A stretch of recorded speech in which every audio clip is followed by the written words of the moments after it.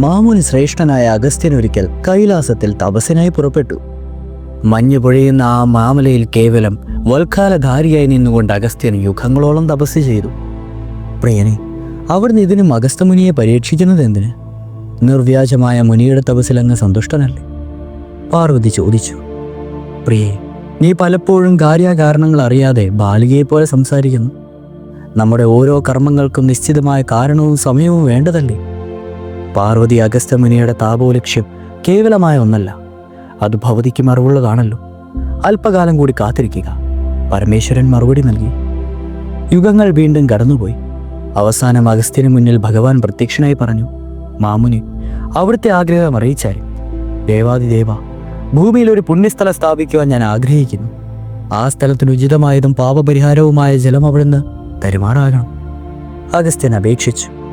അതനുസരിച്ച് പരമശിവൻ അഗസ്ത്യന്റെ കമണ്ഡലുവിൽ സർവ്വലോക നദിയായ കാവേരിയിലെ ജലം നിറച്ചു കൊടുത്തു. ശിവശങ്കരന് നന്ദി പറഞ്ഞുകൊണ്ട് സന്തുഷ്ടിയോടെ അഗസ്ത്യൻ മടക്കയാത്രയായി. യാത്രാമധ്യേ നിരവധി കഷ്ടങ്ങൾ സഹിച്ചതുകൊണ്ട് അഗസ്ത്യൻ ദക്ഷിണ ഭാരതത്തിൽ വന്നു ചേർന്നു.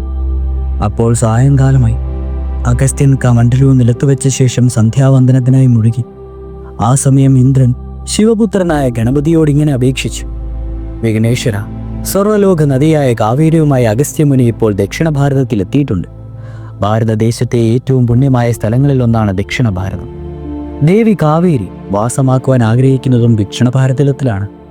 അതിനാൽ അന്ന് അഗസ്ത്യമുനിയുടെ കമണ്ഡലുവിലിരിക്കുന്ന കാവേരി നദിയെ ദക്ഷിണ ഭാരതത്തിൽ സ്ഥാപിക്കുവാനുള്ള മാർഗം നിർദ്ദേശിച്ചാൽ. ദേവേന്ദ്ര, ഇക്കാര്യത്തിൽ അവിടുന്ന് കൂടുതൽ ചിന്തിക്കേണ്ടതില്ല. വളരെ ലാഘവത്തോടെ ഞാൻ ഈ കാര്യം സാധിച്ചു തരാം. എന്നിങ്ങനെ ഇന്ദ്രനെ സമാധാനിപ്പിച്ച ശേഷം ഗണപതി ഒരു കാക്കയുടെ രൂപത്തിൽ പറന്നു ചെന്ന് കമണ്ഡലുവിനെ തട്ടിമറിച്ചിട്ടു.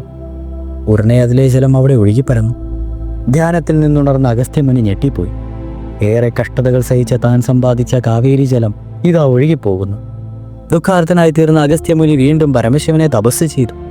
തൻ്റെ മുന്നിൽ പ്രത്യക്ഷനായ പരമേശ്വരനെ അഗസ്ത്യമുനി വസ്തുതകൾ ഗ്രഹിപ്പിച്ചു. ഭഗവാനെ, അവിടുന്ന് കനിഞ്ഞു നൽകിയ പുണ്യജലം ഇതാ നഷ്ടപ്പെട്ടിരിക്കുന്നു. എൻ്റെ പ്രയത്നം നിഷ്ഫലമായി തീർന്നുവല്ലോ ദേവ. ശിവശങ്കരൻ അഗസ്ത്യമുനിയെ സാന്ത്വനിപ്പിച്ചു. മുനെ, അങ്ങയുടെ പ്രയത്നം സ്വാർത്ഥമാകുകയാണ് ചെയ്തതെന്ന് അഭിമാനിച്ചാലും യുഗങ്ങൾക്ക് മുമ്പ് ദക്ഷിണ ഭാരതത്തിൽ വാസസ്ഥാനായി ആഗ്രഹിച്ച ദേവി കാവേരി തപസ്സനുഷ്ഠിച്ചിരുന്നു. അങ്ങയുടെ കമണ്ഡലുവിൽ പാർക്കുവാനും അതിലൂടെ ദക്ഷിണ ഭാരതത്തിൽ വസിക്കുവാനുമുള്ള അവസരം സംജാതമാകുകയും ചെയ്യുന്നതാണ് അന്ന് ഞാൻ ദേവിയെ അനുഗ്രഹിച്ചിരുന്നു. ആ പുണ്യകർമ്മത്തിന് സാക്ഷിയും സഹായമായി തീർന്നാൽ അങ്ങ് അഭിനയിച്ചാലും മഹർഷി. ഭഗവാന്റെ അരുളപ്പാട് അഗസ്ത്യമുനിയുടെ വ്യസനം ഇല്ലായ്മ ചെയ്യുവാൻ കാരണമായി. അനന്തരം പരമേശ്വരനും അഗസ്ത്യമുനിയും ജനമൊഴുകി ദേശത്ത് വന്ന് ചേരുകയും കാവേരിയെ അനുഗ്രഹിക്കുകയും ചെയ്തു.